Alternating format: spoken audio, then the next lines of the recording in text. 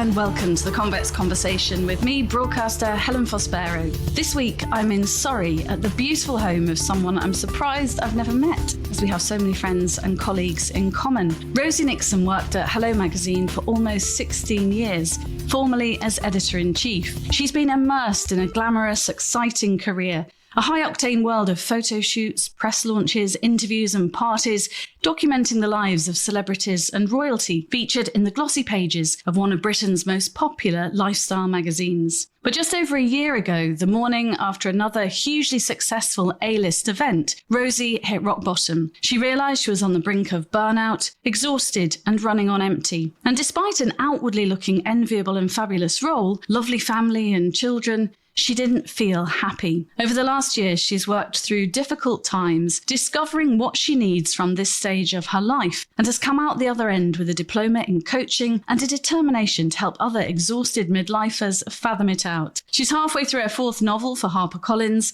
and still works a day a week as Hello's editor-at-large. Rosie, I am surprised our paths have never crossed. It's very nice to meet you, and at such an exciting time. Yeah, thanks so much, Helen. Yeah, very surprised too. It's lovely to have you here. Thanks for inviting me on. You're very welcome. Now, editor-at-large, which is what you're doing at Hello magazine, almost sounds like you're on the run and wanted. It does. What exactly is editor-at-large? It's a good title, isn't it? It does feel as though I'm sort of roaming around doing my thing. But I host the podcast In a Good Place for Hello, so really enjoy podcasting. And we've got some other plans to launch a new series as well. And I'm really into the idea that Hello can use its platforms to inspire our audience. And obviously we have a large audience of midlife women. So I'm there for all of that positive well-being content. So really enjoy still keeping a hand in with the magazine, but obviously not running the mags at all day to day. So yeah, moved on with my career. Paint us a picture for me, if you can, Rosie, of what it was like running Hello full time when you were editor-in-chief.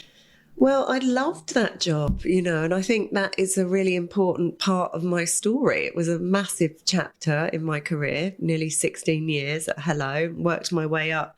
I initially went in as assistant editor and then became a joint editor and then edited the magazine for a number of years and then was editor-in-chief for about 6 years, I think, across the weekly magazine and also our fashion title, Hello Fashion. And I loved it. I thrived there, had some wonderful opportunities traveling around the world, attending some incredible events. But in that period of time, obviously the media landscape changed enormously. And the brand went from being predominantly a print publisher to a multi-platform brand. And with that, all of our roles change and evolve, as is happening across the media landscape. So Hello is no exception to that. And the role of the editor-in-chief became very different. And I found that I was spread quite thinly across lots of different areas of the operation. And again, loved aspects of it, but then it just reached a point where I guess as a midlife woman, I'm 48 now, so I was probably about 46 when I started to have these feelings, running a young family at home, the juggle of life, different health concerns. I started to experience perimenopause symptoms, especially anxiety, which had quite a big impact on my well-being around the age of 47. And also the pandemic, this incredibly challenging time where the workplace has changed exponentially, since. We haven't gone back to our workplaces in the same way. I found that quite a challenging time working from home, running the magazine week in, week out from my bedroom. So there was very little differentiation between work time and home time.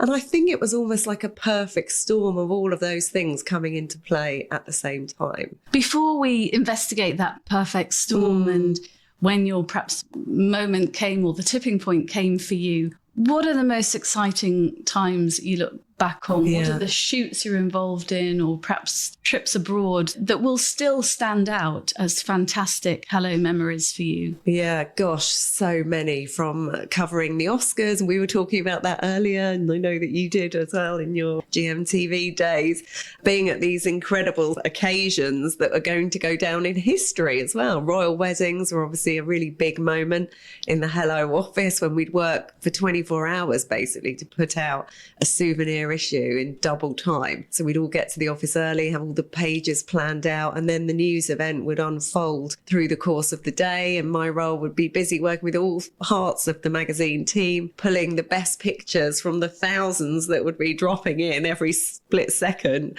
to the writers that we had out and about capturing the atmosphere and putting together an issue that we knew would stand the test of time, that would possibly be passed down through generations. Hello has a very special place in its readers' hearts, almost as being the magazine of record. So when there is a big moment in British history, Hello would be there covering it, such as a royal wedding. Obviously, lots of showbiz weddings. I was lucky to travel around the world and cover plenty of those. Many memories, from Martine McCutcheon's wedding in Lake Como to interviewing Robbie Williams the night before his wedding at his home in LA, which was a top secret wedding. Hello had the exclusive. So many amazing moments. It's hard to pick out one that was the bigger than all of the others, really. But it was a big machine. And we put this magazine to bed every single week. So sometimes it'd be almost hard to remember what you were doing last week or the week before, because you're straight on to the next. And I thrived in that environment, absolutely loved it for many, many years. And I imagine that your diary was absolutely back to back. It was like the diaries of many working people. Yeah, there's nothing particularly extraordinary, I don't think, about my story. And it was busy. And I look back now and think, gosh, we were in the office 5 days a week as well. So up the crack of dawn with young children, getting them off to nursery or to school, and then straight into the office every day. And then I'd generally be out at least twice a week, probably more.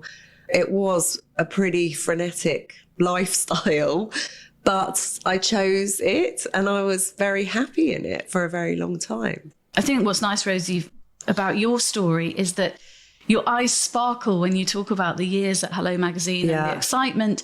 But I get the sense that once you realised that something was different and that you perhaps weren't getting the joy and happiness that you'd always felt, you did stop. And I know that for a lot of people, a moment comes when they realise that they need to do something drastic or make a massive life change. What was happening in the world leading up to your moment, if you like? Yeah, well, I am a huge believer in that you've got to find the joy. I mean, you mentioned that word then. And life is very short, and it is possible to bring in the money that you need to support your family, but you've got to really feel it in here. And I think I was beginning to feel that my purpose wasn't quite there. And then if my purpose wasn't there, I wasn't feeling the joy in the way that maybe I once did.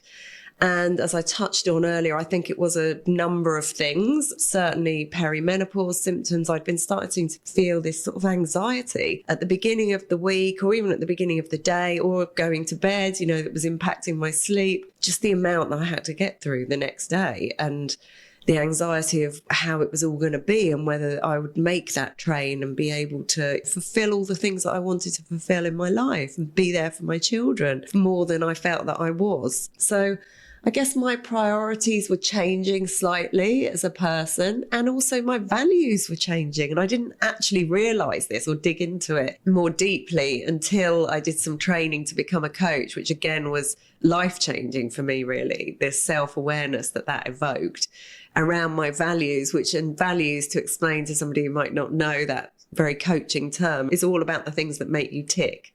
Like what really makes you get out of bed in the morning, what's really, really important to you at this stage of life. So I think beginning to understand those, and for me it was around purpose. And I loved many aspects of my job at Hello because I could press that button. And ironically, I'd just been hosting the Hello Inspiration Awards, which was an annual event that we held to celebrate inspirational women across all walks of life. And that was one of the things I really loved about my job at Hello. But I didn't love so much being constantly on deadline, having to keep an eye on all the royal and showbiz news of the day. It just wasn't really feeding me in the way that it once did. And I think that's okay as well. It's learning to be all right with that and to accept, well, I've just evolved as a person and it's just not for me anymore. And actually that is all right. It was never about not working for me. I mean, I need to work and I wanted to work, but it was just about redesigning what my working life could look like so that it filled me with joy again, and so that it tapped into my values at this stage of life. And was there a wake-up moment? I don't know whether this is accurate or not, but one of the articles I read about this transformation that you've been through was that you were in a luxury London hotel suite waking up after another glamorous and successful event when the penny really, really dropped. Yeah. Is that the case, Rosie? If so, what event was it and how did you feel when you woke up? Well, yeah, that is the case. I think for many people, there is a moment when you sort of realise or your body tells you or something happens and you think, right, that's it. And for me, it was that morning, and it was the morning after our Inspiration Awards. I'd been in a hotel in London for a couple of nights, amazing on paper.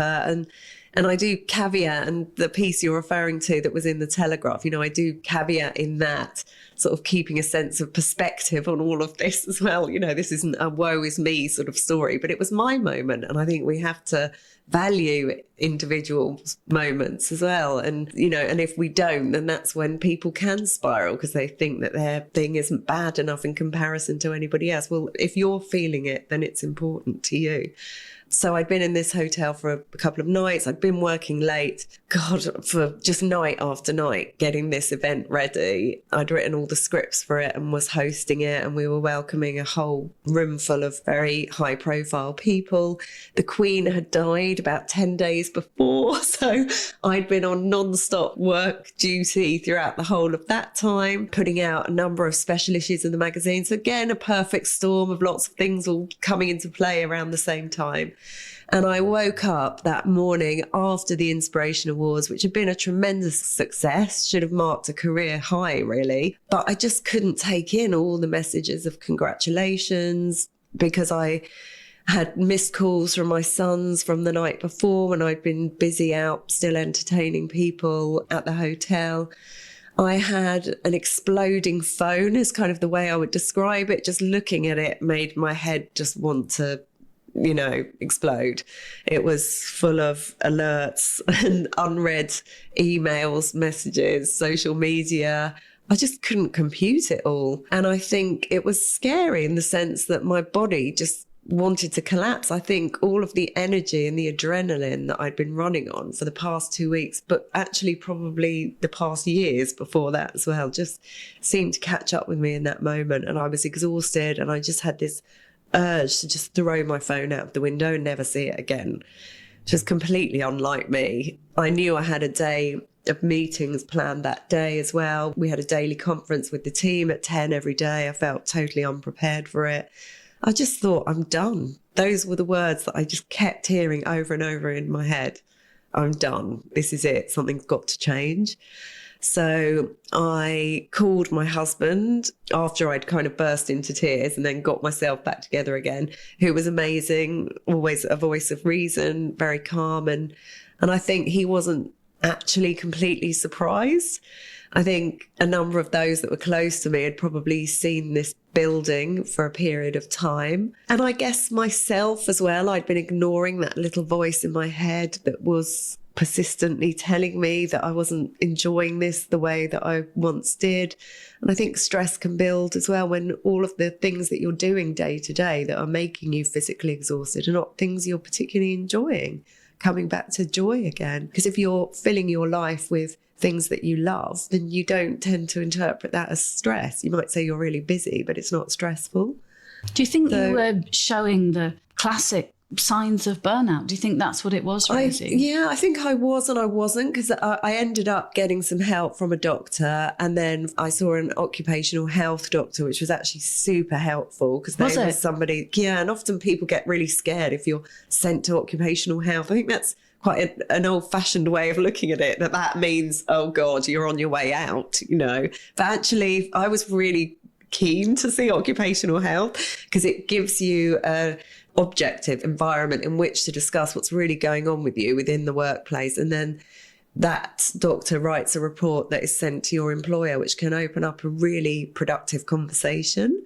And that's good to think of it as opening up a productive conversation, because you can see why people would be fearful of that. I can. Whether it's get interpreted as an admission that you can't do the job. I could see why people would be worried or nervous to do it. Absolutely, of course. But it was clearly a positive. Well, it was a positive, and I think it really can be, because it does give you that ability to be able to talk about your physical health alongside your job, because really it was quite a penny dropping moment for me to realise that my physical health was absolutely linked to my levels of stress. And to be honest, I hadn't connected the two before. And I think for many people, it's like a penny dropping moment. And it was actually that doctor who said to me, look, why do you think so many people burst a blood vessel or have a heart attack in their 50s? It's because they've ignored the signs of stress, and it eventually will have an impact on your physical health. I think you ignore the signs of stress at your peril, really, because stress lives in our nervous system, doesn't it? It lives in our nervous system, yeah. And it's only in recent times I've realised how damaging stress can be. Absolutely, and it can build up and up. So it was a wake-up call to me, and I didn't actually tick off all of the characteristics of burnout, of which there are some that are the agreed characteristics of burnout. And I think one of them is a sort of feeling of hopelessness. And I didn't really have that. I felt like I was still operating and firing on all cylinders, but I just didn't know how to stop. I just wanted to jump off this roller coaster, but I just didn't know how. So how what did you do? on earth I would kind of unravel this situation I was in. And I think identity comes into it as well. I felt so tied into my identity as editor-in-chief of Hello. And a big part of me felt like, well, what am I without that? You know, and I needed to confront that. I really wanted to do that work around, well, I'm me. I find it such an interesting question to ask yourself as well. Like, who are you? And if you're not allowed to say your job title or your position within a family, it really opens up quite an interesting question. Well, who are you? And who did you find that you are when you asked yourself that question? Yeah, well, I was someone that was very creative, that loved writing, that loved a lot of the aspects of my role at Hello, and that I wanted to do more of, but that I wasn't being true to who I really was now as a midlife woman. And your values change as you age. And I think every now and again, it's a really good exercise to stop and pause. And mine was an enforced stop, because I did get signed off from work for 3 weeks in the end, because I was forced to stop, because, you know, I think I was heading to full burnout if I hadn't done, and take stock of who you are. And I did lots of journaling in that time I was off, really tried to drill into my concept of success as well, and what that really meant to me now. And it's very different to what it meant to me 20, 30 years ago when I started off in the world of work. And it was a real time of kind of enlightenment, really, and being really, really honest, which is so hard for any of us to do. And I actually wrote lists of the things that were fulfilling me still in life and the things that weren't. And the things that were on the weren't list were quite scary to admit, given my current role at Hello. But I had to be true to myself and go through that process. And then eventually I came out with a list of the things that really were fulfilling. And it sounds so simple when you boil it all down. You think, well, I need to do more of that, and I need to build a career around that. For such a capable woman, and for somebody who's had a very dynamic career, I would imagine it could have been quite nerve-wracking actually being signed off for 3 weeks. But how did you know, Rosie, where to look to? How did you know to maybe get your thoughts on paper and journal? And was it just your mind guiding you because you'd actually got time to breathe and to stop and think without the next Zoom or meeting in the diary? I think partly it was that time to stop and think. To pause is just so valuable, to just be able to put a bit of thinking time into you. Because I honestly hadn't done that for years and years. And I think we don't. And every time perhaps I did, I would always get pulled back, which I think probably lots of other women and men will relate to, feeling, well, I've got so much to be grateful for. I should just be grateful that I've got this and I've got this great job. And lots of aspects of it are wonderful. But when that little voice is not going away in your head that something's not right, then eventually it will reach a crescendo, and then maybe your pause will be medically induced.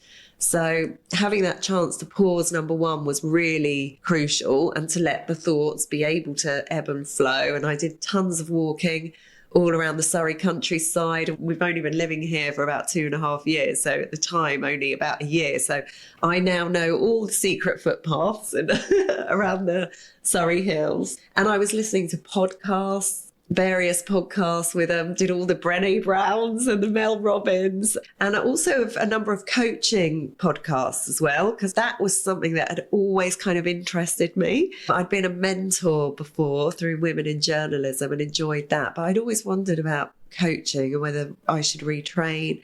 So I listened to those, and that really sort of was striking a chord with me and got me quite excited again. And it wasn't just 3 weeks work. I mean, obviously it took a lot longer, but it set me off on that journey of thinking, right, I can get out of this, and I deserve to have a happier and a fulfilled life and to be fully healthy. So it's all about little stepping stones in how I'm going to get there.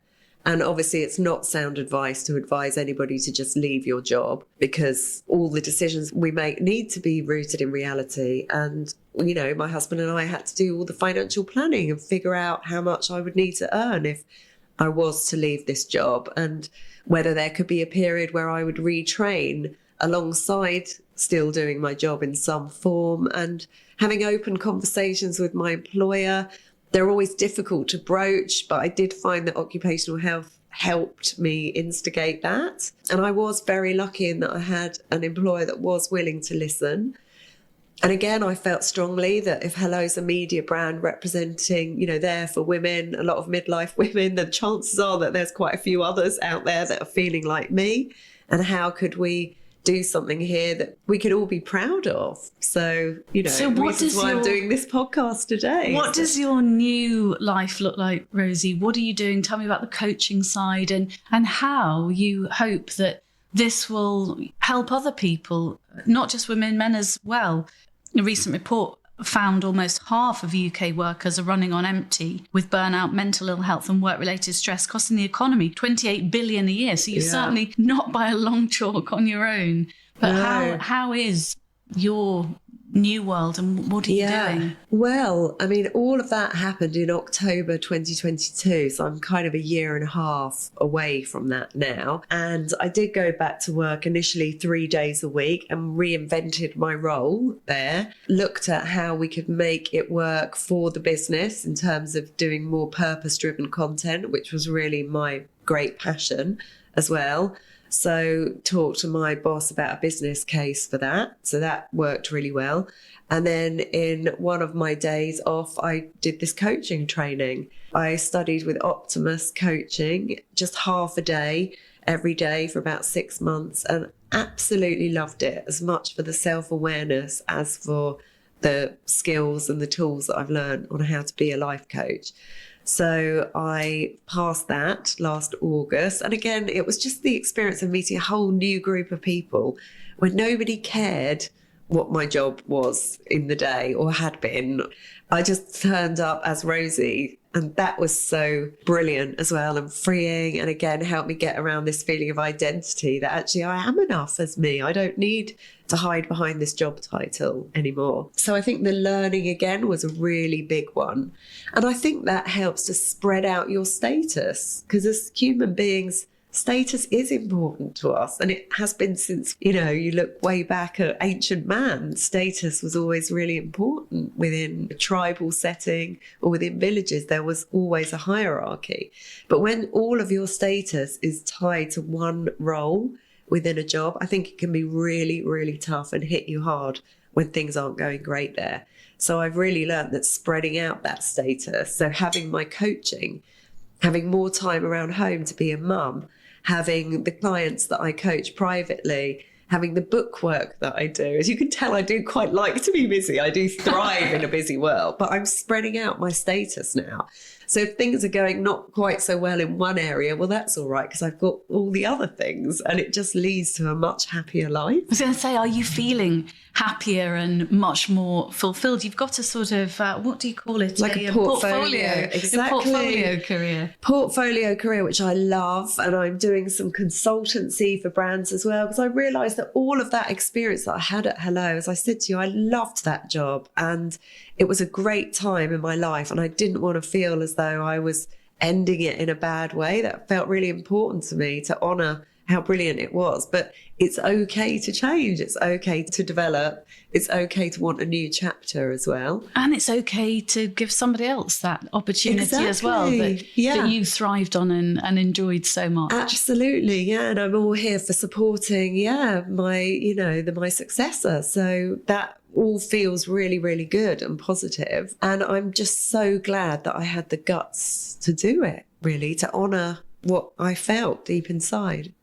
I think there's perhaps a case for stopping around that. We talk about midlife quite a bit, around that midlife stage, because your life is different when you've been in a career 20 or 30 years. And then in some ways, I think there's a golden opportunity around, you're a bit younger than me, but around the ballpark age that we are now, to do something either completely different or just change things up a bit before you then get to, I hate the word retirement, before people start to talk about retiring. We've got an ageing population, we're all going to live a lot longer. It's really unlikely that we're going to be retiring at 64. I mean, that may all change as well, the retirement ages. Midlife is opening up to be an even longer period of time than maybe it once was. I mean, I tend to think of midlife as being from about 40 to 65. That is a huge chapter of your working life. And I felt strongly that I didn't want to become another statistic of a perimenopausal woman that drops out of the workforce potentially at the top of her game. And the stats are quite shocking around that. I think it's 25% of women that feel they're having perimenopause symptoms leave their job. Because it's very easy for us all to just blame work as well. I mean, it was my go-to initially. Well, I'm feeling like this because of work, because it is such a big part of your life. But again, that chance to pause made me realise actually it was a number of things. And I called it with my boss, actually, my conscious uncoupling from work, because it was just a kind of conscious admittance that I'm just not loving this anymore.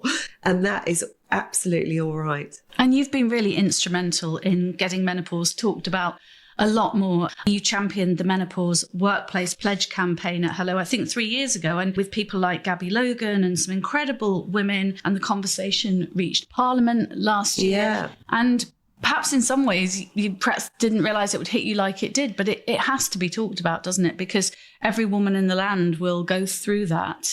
And it's not this big scary thing. It can be a time to just embrace your wisdom and your age if you've got the knowledge and know what to do and can have the help. That's it. And I'm such a passionate believer in the power of women sharing their stories. And that really has been game changing for me, and why I'm sat here with you now sharing mine, because I think that there is so much wisdom that we can pick up from lived experiences. So it's really great to see the menopause being talked about by people like Davina McCall, who made her brilliant documentary series, Wellbeing of Women, a fantastic charity for whom I'm proud to be an ambassador, with whom we launched the Menopause Workplace Pledge.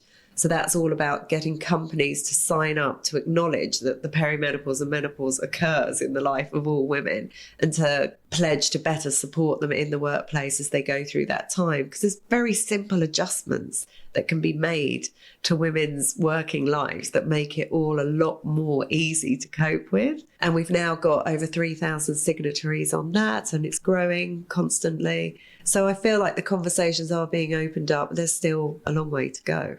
What about the coaching itself? How are you helping other people? Yeah, I'm really loving the coaching. So at the moment, I've just got about 4 private clients, which I'm happy with. I don't want to have too many, and I see them either fortnightly or monthly. Most of them are going through transitions in their careers. That has become sort of my speciality, and I help them distill what it is about their current life that isn't working as well for them anymore as it once did, and what their values are, what their strengths are. And we look at, rather than help, how they can fit themselves into a job vacancy or a certain mold, how they can have a greater awareness of themselves and how that will propel them into the next chapter of their career. And is it very satisfying seeing people change, I suppose, before your eyes and making positive change to their lives? It is. And the coaching experience is very different to mentoring or even the role of a journalist, where you perhaps have a slight agenda in, what you're presenting. Like the coaching experience is all about giving the client the space and the time and asking them the provocative questions that are going to help awaken some self-awareness in them. And I think, having been through that journey myself, I know how that feels, and it's hard and it is emotional at times, but it is so essential if you're going to grow and be able to move forward.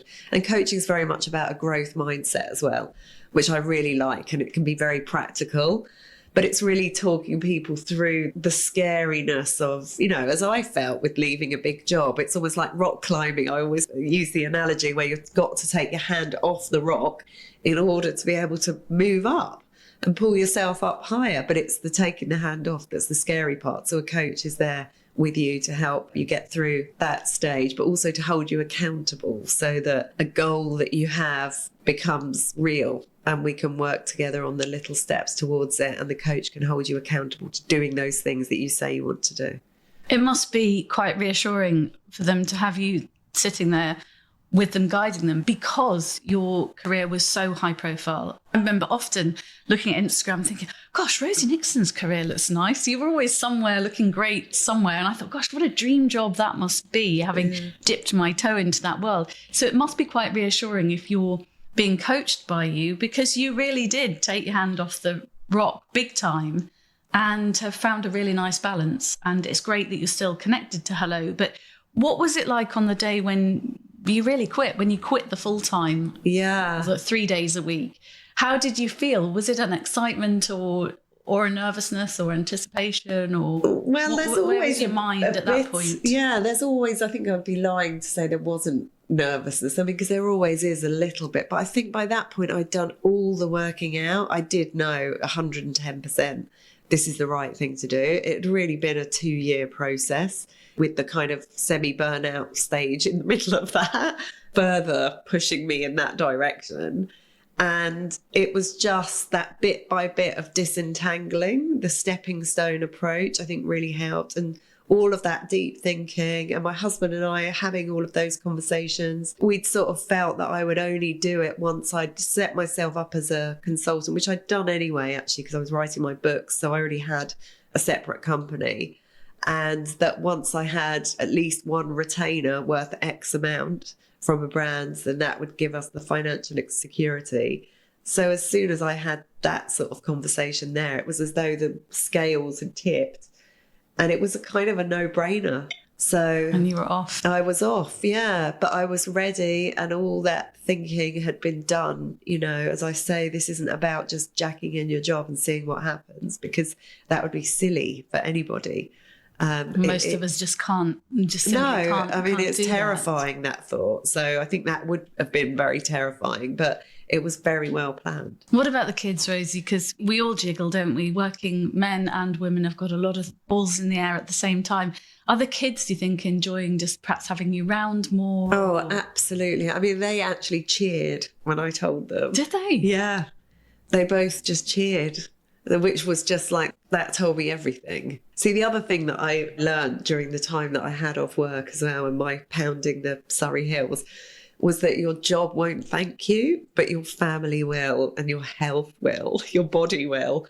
And I've really felt that in buckets. Oh, yeah. I bet. And I bet just being out in nature as well and giving your mind space, to think must have been great. You are surrounded by stunning countryside. And running on your own timetable, I think as well. Maybe it's something to do with perimenopause as well, but you reach a sort of age where I'm just like, I just want to do my own thing. If I want to go for a long walk one morning, I want to be able to do it, and if I need that day off work because I want to go to yoga and I want to be there for my kids that pick up and take them out for whatever, after school, I want to be able to do it, and I should be able to do it. And I've earned this, actually. Yeah, you've worked hard to get to that point. You're writing your 4th novel. What kind of books do you write? I am 2/3 of the way, I would say. I could probably tell you the exact number of words if I thought about it, of my fourth novel, which is the third book in the Stylist series that I write. And it's such good fun to write. It's about a girl called Amber Green, who is a stylist. She starts off as an assistant to a super stylist in the first book, which I wrote back in 2016 now. I can't believe it. And then I wrote a sequel, which was set in New York. And then this is the third book. It was always going to be a trilogy. It is a couple of years late, but HarperCollins have been wonderful and stood by me, I think, as they now realise the journey I was on, which didn't leave much time for novel writing, because it does take a lot of creative headspace to write a novel. But I'm at the stage now where it's in my head all the time, and you're really living with the characters and you know them very well. And it's comedy. It's sort of a romantic comedy to write. This one is about Amber, who's now assisting a big celebrity, and she gets very embroiled in her life. She's almost like a therapist as much as a stylist, because she understands that to make somebody truly look amazing and come alive in the best clothes, they've got to fix what's inside of them. So, and the world of fashion has changed enormously in the time that I've written it. When I wrote the first book, it was all about smoke and mirrors and high octane glamour and looking absolutely the image of perfection on a red carpet.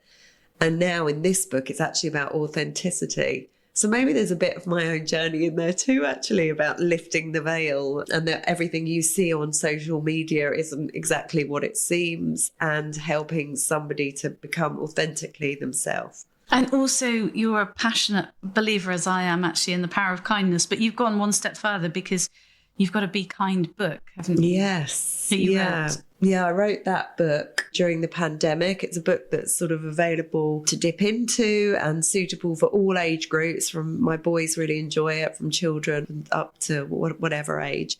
And it's all about the power of kindness and how to harness kindness in different areas of your life. So starting off with self-compassion, because that's, again, feeds, I guess, into my journey as well, that the most compassionate act you can do is really listen to that inner voice and be in tune with it and understand who you are. And I think for many of us, the pandemic was a time when we perhaps thought in greater depth what kindness actually meant, because just by staying in our homes, we were performing this huge act of kindness towards our neighbours and our families and everybody that lives in the UK. But also we had to think about our own health as well. So I wrote that book with lots of contributions from people in the public eye. I found that it soon spiraled actually into a celebrity book, which it wasn't intended to be at the beginning, because everybody I asked was very keen to contribute. So there's some really lovely pearls of wisdom and insightful quotes and practical tips on how to bring a bit more kindness into your life. Who gave you those pearls of wisdom? Yeah, lots of people. Gosh, from Holly Willoughby to Fern Cotton to Ronnie Wood, Paul Weller. Gosh, a whole range. Matt Haig. Well, there's a quote from the Duchess of Cambridge, she was then in the book. A whole variety of people. So I think it's an uplifting read, something to keep on your bedside table and dip into if you need a little bit of inspiration. Something else to keep on your bedside table, which I've only just discovered, so I think I'm a little bit late to the party. Oh, yeah. But I was given actually a 5-minute journal, which I started on January the 1st, and I can't actually go to bed without doing it. It's supposed to be done a minute or two in the morning and at night, but I do it all at night. Oh, wow. And gosh, that's a powerful thing to do and an easy thing to do. Yeah. And you mentioned that really helped you. It did, journaling, but I actually didn't do mine sort of written down in a book. Mine's all on my phone, and I use the note sections on my phone, and it was a note that I still have on there that the title of it is My Future. And it was there that I did all of my journaling. I love having it on my phone, actually, because if I am having a bit of a wobble one day, as we all have, I don't claim to have it all fully worked out, then I look back and it helps keep me back on track. And I'm like, no, actually, that is right. That's where I really want to be, and helps me uphold some boundaries and keep the focus on what I want my future to be. So this season, Rosie, every last question has been about risk. Yeah. And I'd like to end by asking, what's the biggest risk you've taken, well, in your life? I was thinking about this earlier, and we've talked a lot about that risk of leaving a big job. And it does feel like a risk in some ways, even though, as I've explained, I had done all of that thinking. There's still a tiny bit of you that's thinking, oh God, I hope this is going to figure out to be the right thing. But none of us know what the future's going to hold. And I think all that we can do is try to work with what we have in the here and now. So I think that probably felt like a risk, but one that's paid off, that I'm so pleased that I did. And you realise as well that your job is just your job. And actually all my friends and family, nothing has changed. It wasn't like the world ended when I did that. So there's that. But actually I've just thought, I think the other risk that I took was my husband proposed to me a year after we'd been together. And I was totally shocked by it. I really didn't see it coming. And I asked him if I could think about it for a while. And I did think about it just for a few days, actually. We were away in Hong Kong when he proposed. And it felt like a risk saying yes. Did it? Yeah, if I'm completely honest. But I am so glad that I took that risk because he's turned out to be an amazing one. So I think that as well, it's a big question, isn't it? Will you marry me? Will you do something for the rest of your life? It is. And it's also a big question probably after a year. Yeah. How did he react when you said you needed to think about it? Do you know what? I think his reaction was one of the things that really helped me to kind of come around. He just said, you know what? That is absolutely fine. Take all the time you need. I'm just telling you how I feel about you. And I could see us being together for a long time. But the pressure's off. And I just think knowing that pressure was off as well really helped me. Made it much easier. Yeah, it made it much easier. And perhaps, I just needed to do that thinking and get up to speed with him and confront what I was afraid of by not saying yes. Yeah. That's great. That was a risk that paid off. Yeah, a risk that paid off. And also a big thank you to him because we're actually sitting in his garden office. We are, yes. Surrounded by all sorts of guitars and drums and I know, the man cave. We're in the man cave. So thank you to Mr. Nixon. Is he Mr. Nixon? He's Mr. Macmillan, actually. Thank you to Mr. Macmillan. And thank you to you, Rosie, for sharing what has been an incredible story and really inspiring. And I knew coming to talk to you that if we got your story on the podcast, it will help lots of people, and I'm really confident it will. Oh, well, thank you, Helen. I hope so. Really do. Thanks for the opportunity. You're really welcome. You have been listening to Rosie Nixon, former editor-in-chief of Hello Magazine, now editor-at-large, just one day a week, and newly qualified coach, talking about the life-changing moment which has set her on an entirely new course, which she hopes will help others in the same burnout boat she found herself in just over a year ago. Download and subscribe to our series at convex.podbean.com or search The Convex Conversation on Spotify, Stitcher, Apple and Google Podcasts, or wherever you listen to yours. I'll be back next week, probably not in a lovely garden office, but I'll be somewhere with another great guest. Bye for now.